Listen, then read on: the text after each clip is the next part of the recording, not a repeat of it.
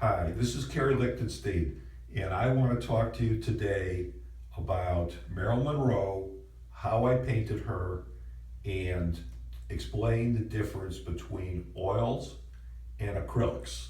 So if we walk over here, this is the original photograph that I found on the internet of Marilyn Monroe, and she is so beautiful.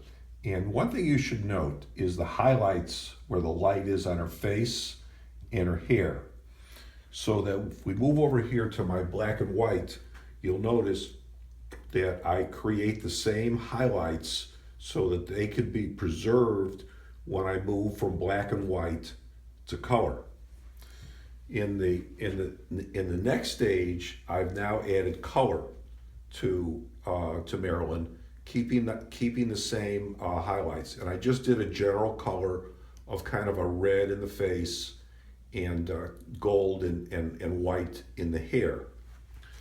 In the next picture, I decided I was going to play a lot with color. So you notice the hair is white, is gold. There's some reds and greens in the hair, and her face is a whole bunch of different undercolors. You can see I've colored her eye blue over there.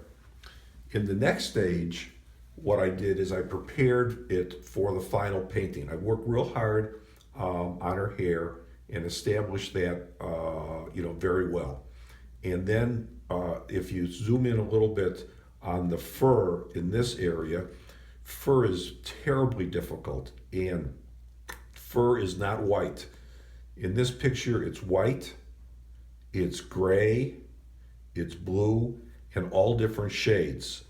And that's probably 6 different layers in order just to establish this little bit of fur.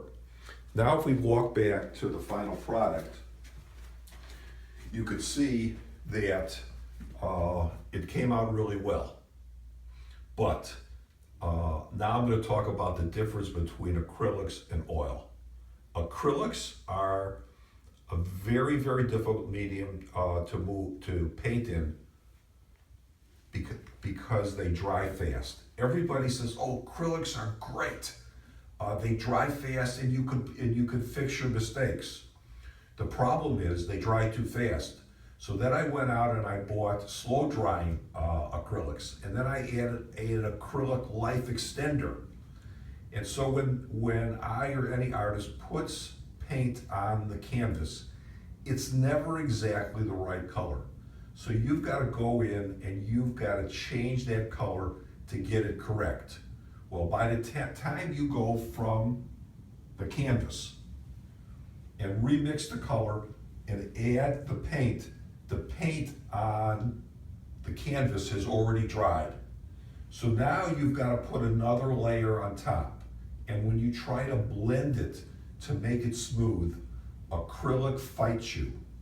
So acrylic is a great medium for the abstract painter.